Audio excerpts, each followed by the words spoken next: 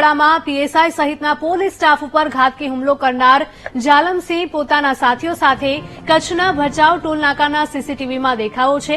આ કેસના મુખ્ય આરોપી જાલમસિંહ ભાજપના નેતાના પુત્ર હોવાનું પણ સામે આવ્યું છે।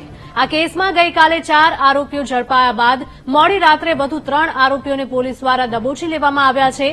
ઝીંઝુવાડાના પ્રોહિબિશનના આરોપી જાલમસિંહ ઝાલાને 2 દિવસ અગાઉ જૈનાબાદ ગામેથી પકડીને ઝીંઝુવાડા પોલીસ મથકે લાવતી સમયે ઝીંઝુવાડા ગામમાં પ્રવેશતા જ 60 થી 70 લોકોના ટોળાએ ઝીંઝુવાડાના પીએસઆઈ કેવી ડાંગર સહિતના પોલીસ સ્ટાફ પર છરી, ધોકા અને લોખંડના પાઇપો વડે ઘાતકી હુમલો કર્યો હતો અને ટોળું આરોપીને છોડાવી લેતા આરોપી જાલમસિંહ ઝાલા અને જયપાલસિંહ સોલંકી પોતાની કાર લઈને ફરાર થઈ જવામાં સફળ રહ્યા હતા।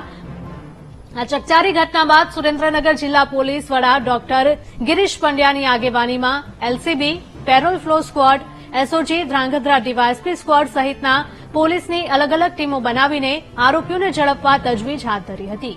ત્યારે આરોપી ભચાઉ નજીક ટોલનાકાના સીસીટીવીમાં કેદ થયો છે।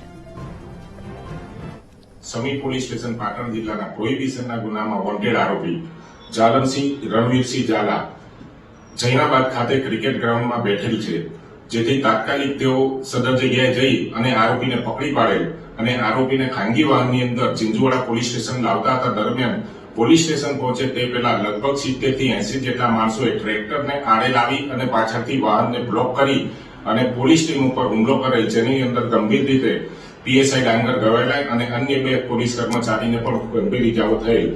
આ બાબતે ગઈકાલે 70 થી 80 લોકોના ટોળા વિરુદ્ધની અંદર ઝીંઝુવાડા પોલીસ સ્ટેશનમાં એફઆઈઆર નોંધાયેલ છે, જેની તપાસ પોલીસ ચલાવી રહી છે। દરમિયાન આજ રોજ એલસીબી તથા એસઓજીની ટીમને ખાનગી રાહે બાતમી મળેલ કે આ કામના કુલ 4 આરોપીઓ ઝીંઝુવાડાથી દૂર કેટલીક વાડીઓની અંદર સંતાયેલ છે ને તાત્કાલિક તે 4 ઇસમોને પકડી પાડી અને અટક કરીને આગળની કાર્યવાહી હાથ ધરવામાં આવેલ છે।